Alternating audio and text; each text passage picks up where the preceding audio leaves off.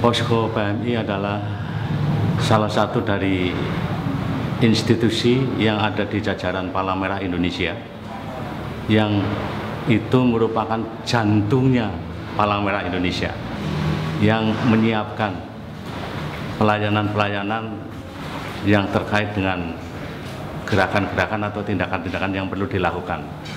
Yang pertama berkaitan dengan kejadian-kejadian bencana.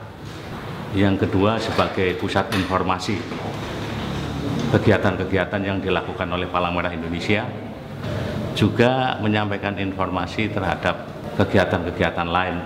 Posko PMI Kabupaten Cilacap bekerja bersama-sama dengan beberapa mitra kita seperti BPBD atau Badan Penanggulangan Bencana Daerah Kabupaten Cilacap, kemudian ada BMKG, kemudian juga Basarnas, teman-teman dari RAPI, dan beberapa rekan lainnya yang tergabung dalam lembaga swadaya masyarakat yang konsen terhadap upaya-upaya pengurangan risiko bencana. Ketika ada bencana atau musibah, kemudian siapa yang paling dulu mendapat informasi akan memberikan informasi itu kepada rekan-rekan yang lain untuk kemudian bersama-sama menanggulangi atau menangani terhadap bencana atau musibah tersebut. Kerjasama itu adalah dalam bidang penyampaian informasi mengenai kejadian gempa bumi dan tsunami. Informasi yang disebarkan oleh BMKG Pusat sampai ke BMKG Cilacap, kemudian dari BMKG Cilacap disebarluaskan lagi, salah satunya adalah ke posko PMI yang ada di Cilacap dan kemudian didistribusikan oleh posko ke pengguna jasanya. Kerjasama Badan SAR Nasional khususnya Posar Cilacap dengan posko PMI, kita sharing berita, yang lebih sering adalah sharing berita. Kalau kita mendapatkan berita lebih dulu, kita lemparkan ke poskonya PMI.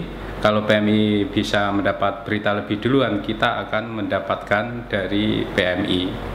Kita lebih banyak kerjasama di lapangan. Berdasarkan Undang-Undang 24 2007, kita memang ada 3 pilar yang terlibat dalam penanganan bencana: pemerintah, masyarakat, dan dunia usaha. PMI salah satunya ada di dalam koordinasi penanggulangan bencana. Sehingga selama ini memang koordinasi kami BPBD dengan PMI, khususnya posko PMI, sudah berjalan begitu erat. Ya.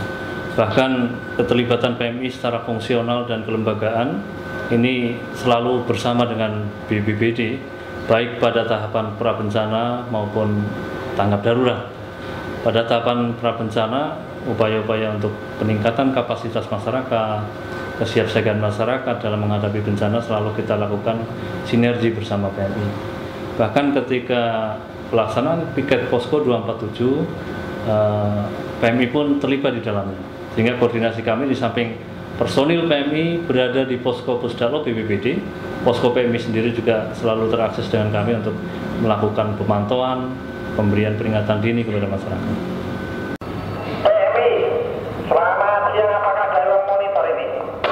Selamat siang, silakan masuk. Operator Yono. Demikian untuk 10.4-nya. Informasi yang kami terima dari anggota RAPI yang ada di lapangan dan dilakukan cross-check kebenarannya tentang kejadian tersebut.